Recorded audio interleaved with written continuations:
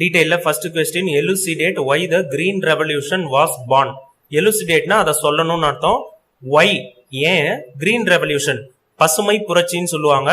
இந்தியாவில் ஒரு காலத்துல பஞ்சம்லாம் அதிகமா இருந்தது, ஃபுட்டே கிடைக்காம இருந்தது. ஆனா பசுமை புரட்சின்னு ஒண்ணு ஆரம்பிச்சாங்க. அதுல இருந்து நெல்லாம் கோதுமைலாம் விளைய வைக்கிறதுலாம் அதிகமாச்சு. அதன் மூலமா மக்களுக்கு உணவுலாம் கிடைக்க ஆரம்பிச்சு. இதுதான் பசுமை புரட்சியை ஷார்ட்டா சொல்லணும்னா.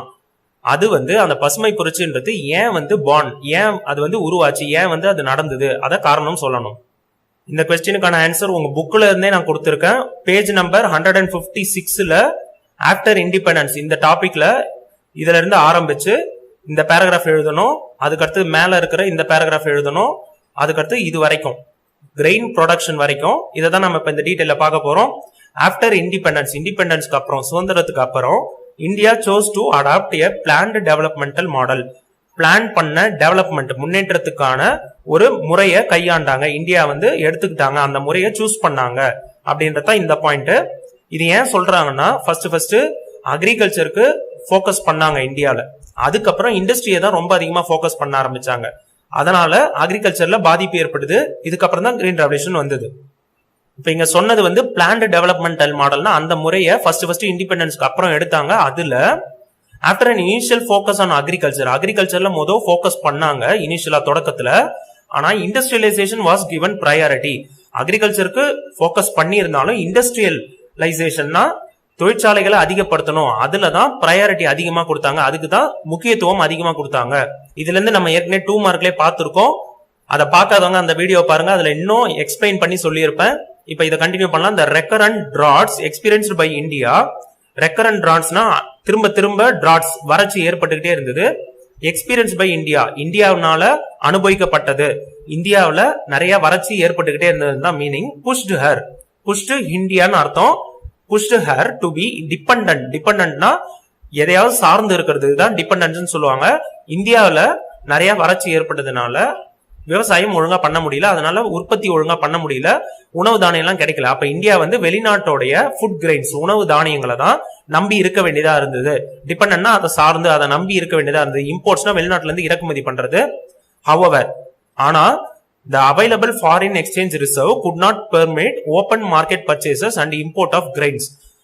The available foreign exchange reserveனா நம்ம வெளிநாட்டுல இருந்து ஒரு பொருள் வாங்குறோம்னா நம்ம அவங்களுடைய காசை கொடுத்து தான் வாங்கணும், டாலர்ஸ்ல கொடுத்து வாங்கணும். அததான் ஃபாரின் எக்ஸ்சேஞ்ச் ரிசர்வ்னு சொல்லுவாங்க. நம்ம வெளிநாட்டு கரன்சிய, வெளிநாட்டு காசை, டாலரை ஸ்டோர் பண்ணி வச்சிருப்போம். ரிசர்வ்னா ஸ்டோர் பண்ணி வச்சிருப்போம். அந்த காசு இருந்தது, அவைலபிள் நம்ம கையில இருந்தது பத்தல, குட் நாட் பர்மிட், அது நம்மள அலோவ் பண்ணல. ஏன்னா நம்ம கையில அவ்வளோ இல்ல வாங்குறதுக்கு, வெளியில போய் வாங்குறதுக்கு அவ்வளவு காசு இல்ல.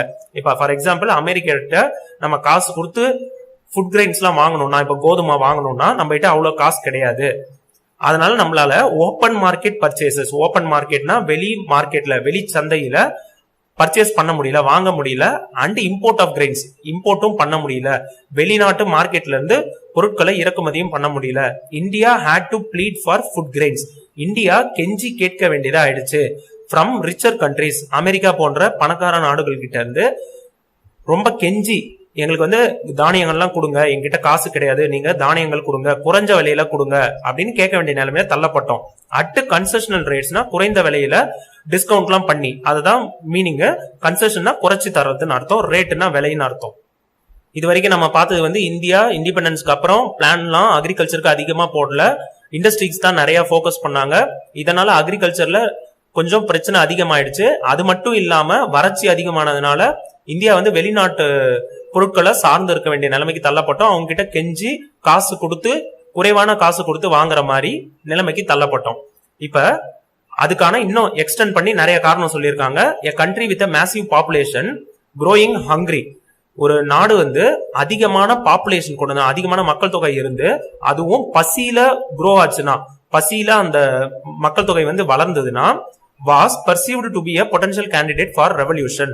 இப்ப ரொம்ப ஈஸியா யோசிச்சு பாருங்க. ஒரு கண்ட்ரி இருக்கு, அந்த கண்ட்ரில நிறைய மக்கள் இருக்காங்க, அவங்களுக்கு சாப்பாடு கிடைக்கல. அவங்களுக்கு சாப்பாடு கிடைக்கலன்னா கொஞ்ச நாள் சாப்பாடை தேடி பார்ப்பாங்க. அதுக்கப்புறம் கவர்மெண்ட்டுக்கு எதிராக போராட ஆரம்பிச்சிருவாங்க, புரட்சி பண்ண ஆரம்பிச்சிருவாங்க, ரெவல்யூஷன் புரட்சி பண்ண ஆரம்பிச்சிருவாங்க. அதை தான் இந்த பாயிண்ட்ல சொல்லியிருக்காங்க. இந்தியா போன்ற பெரிய மக்கள் தொகை கொண்ட நாடு பசியினால கஷ்டப்பட்டதுன்னா அதை எப்படி பார்க்கலாம்னா, பர்சீவ் பண்ணலாம்னா, அதை நம்ம எப்படி புரிஞ்சுக்கலாம்னா, அந்த நாடு வந்து புரட்சி ஏற்படக்கூடிய நாடா இருக்க வாய்ப்பு இருக்கு. பொட்டன்ஷியல்னா வாய்ப்பு. இப்ப இந்தியா போன்ற நாட்டுல அந்த புரட்சி வெடிக்கலாம்.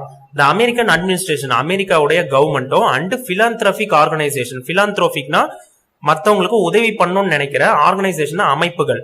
அதுக்கு எக்ஸாம்பிள் கொடுத்துருக்காங்க. Like Ford foundation. ஃபோர்ட் ஃபவுண்டேஷன்றதும் அமெரிக்காவோட கவர்மெண்ட்டும் ஃபார்முலேட்டட் பிளான், ஒரு பிளான் போடுறாங்க டு இன்க்ரீஸ் ஃபுட் ப்ரொடக்ஷன் இந்த கண்ட்ரி. இந்தியான்றதான் இங்க குறிக்குது country.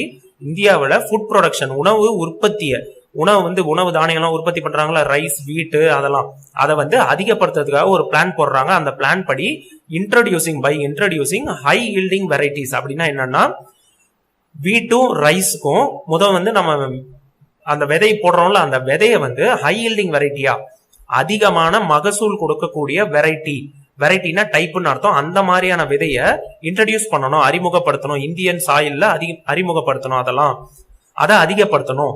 This programme was implemented in select districts where irrigation was assured. ஆனா அந்த விதைகளுக்கெல்லாம் அதிகமான தண்ணி தேவைப்படும்.